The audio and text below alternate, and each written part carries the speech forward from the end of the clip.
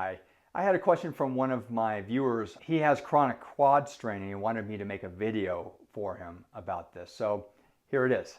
So I know nothing other than this person says that they have chronic quad strain. And the quad muscles are the front of your thigh muscles.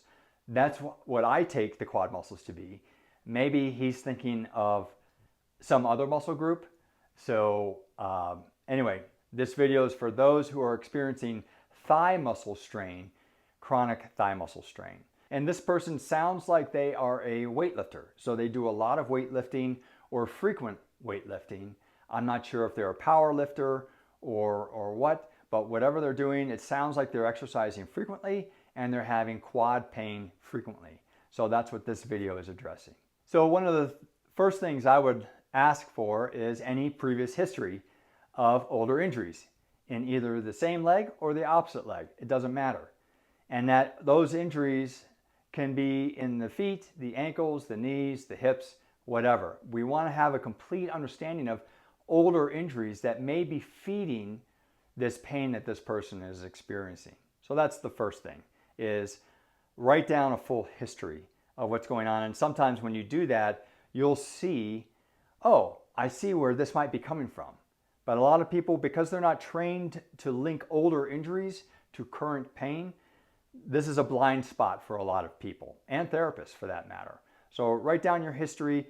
If nothing else, if you end up going to a therapist, it'll be helpful for that therapist to see your history anyway. Okay, the next item to pay attention to is the quad strain appearing from a specific exercise or type of exercise? And by this, what I mean is, for instance, if this person does a lot of squats and deadlifts and lunges, and it happens during those exercises, but it doesn't happen in that sit-down exercise where you have a weight on the foot and you're doing a knee extension exercise like this, or a hamstring curl like that, then that might point to a weight-bearing type of phenomena going on. We call it closed kinetic chain issue, as opposed to an open kinetic chain where the foot is unloaded and not weight-bearing. That means open. And when the foot is loaded and you're standing on it, that means closed. So is this a closed or open kinetic chain problem? Or is it both?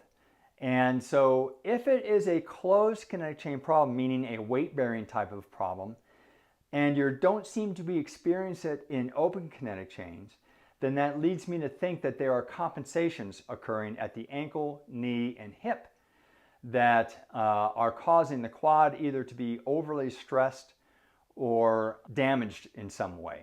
So if we go into that idea a little deeper, I've made this video here about plantar fasciitis that goes into a test for the calf and soleus length.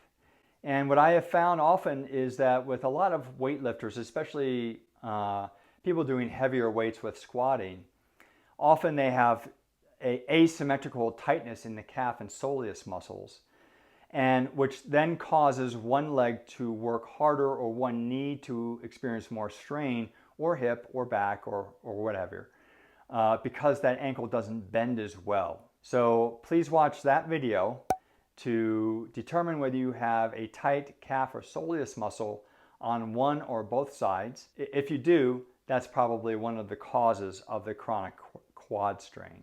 So there's also this idea that the thigh bones could be shaped differently from one leg to the other. It's called femoral anteversion and femoral retroversion. And for that, you can watch this video here to measure the rotation of the thigh bone to see if you have retroverted or anteverted femurs. And then after that, once you determine that, I've made another video for if you have femoral retroversion to know what to do about that. And here's another video for femoral anteversion if you have that as a shape of your thigh bone that may be feeding this problem. So please watch those videos to determine whether you have a rotated thigh bone. And it's entirely possible that one thigh is rotated one direction and another thigh is rotated a different direction. I mention this because I don't find many, in fact, I haven't found any other practitioners that measure this and understand how to work this into a rehabilitation protocol. The first step is to determine whether this is happening to you, and then watch those follow-up videos to give you an idea of what you should be focusing on to help this. All right, so something else to think about is, are you compensating for an older problem? So at the beginning of this video, I mentioned, taking a history of your old injuries. Well, that's good, but we need to also know whether those old injuries have created compensation patterns in your legs, for which you're now developing a quad strain for. Lo and behold, I've made this video to help you understand whether you are compensating for older injuries. So please watch that video and do that test. It's a critical test, especially if your pain is happening during weight-bearing types of exercises. Often what happens is that in 80 to 90% of the cases, for instance, if your quad strain is on your right side, in 80 to 90% of the cases, the older injury that may be affecting that will be on the right side. But in 10 to 20% of the cases, I found clinically, it's all happening on the opposite side. And rarely do practitioners pick this up because everyone always believes that the painful side is the side with the problems, when in fact in 10 to 20% of the cases, the painful side is compensating for the other side that is having problems. So that video can be very useful for you in figuring this out for yourself.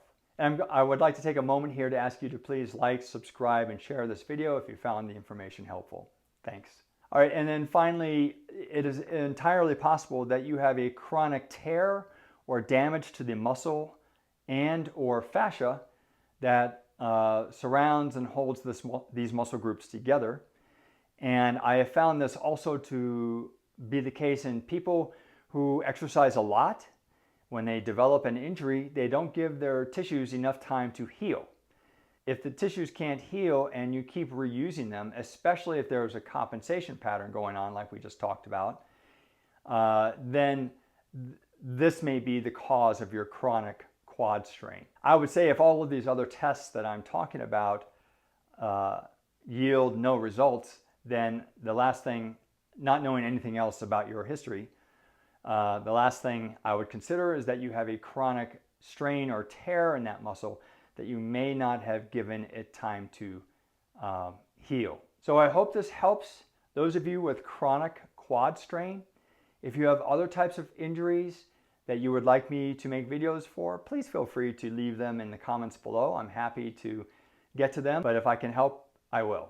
So thanks for watching and good luck.